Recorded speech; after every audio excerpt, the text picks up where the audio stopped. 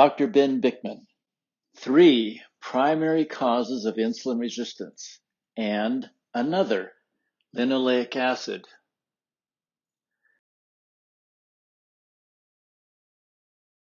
So I believe that there are 3 primary causes of insulin resistance.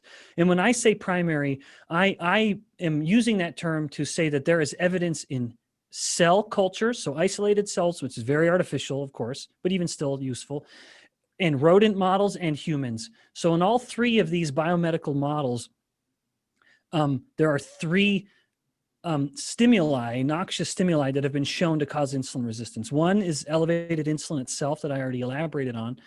2 is inflammation. You can take inflammatory cytokines and cause insulin resistance in cells, rodents, and humans. And 3rd, stress or cortisol in particular, but even epinephrine actually. So I'll just say stress. I'll go back to that more vague term. Again, in cells, rodents, and humans, in all 3 of those models, you can use insulin, stress, and inflammation to cause insulin resistance. So those to me are the 3 primary causes, each acting on their own. So as much as I'm an advocate of insulin, and I am just because that's the one I believe you can control the lever most readily, inflammation is a cause. You just can't always control that so well depending on your overall health. And stress is a cause, which again is a lever that you might only have a weak grasp on because it's hard to control that. Now, I think polyunsaturated fats like linoleic acid, I would call those, I would call that one in particular a secondary cause. If you are eating lots of linoleic acid, it will readily accumulate in fat cells. That does happen.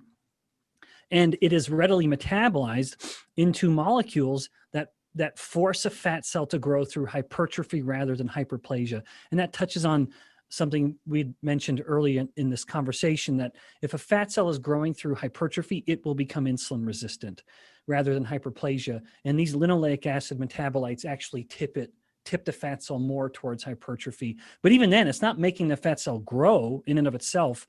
I would say if you have high linoleic acid and enough insulin to stimulate the growth or the retention of fat in fat cells, now you have a perfect storm. And I think that matters because that is where we are at this day and age, with high linoleic acid, high PUFA, and high insulin stimulation.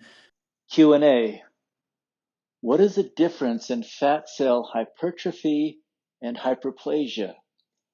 Hypertrophy is an increase in the size of cells. Hyperplasia is an increase in the number of cells. Hypertrophy can lead to weight gain and insulin resistance and its problems.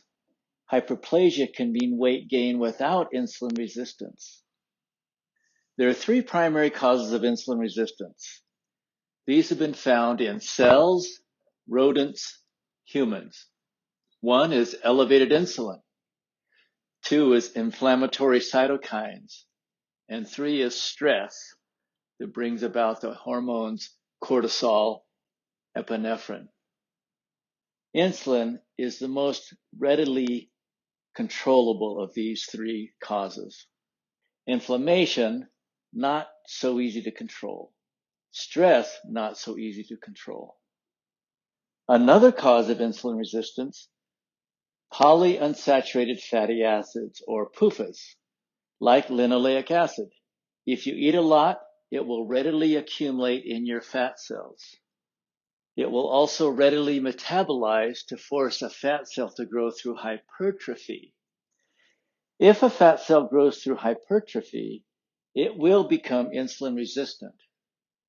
If you have high linoleic acid and enough insulin to stimulate growth of fat cells, you have a perfect storm for insulin resistance.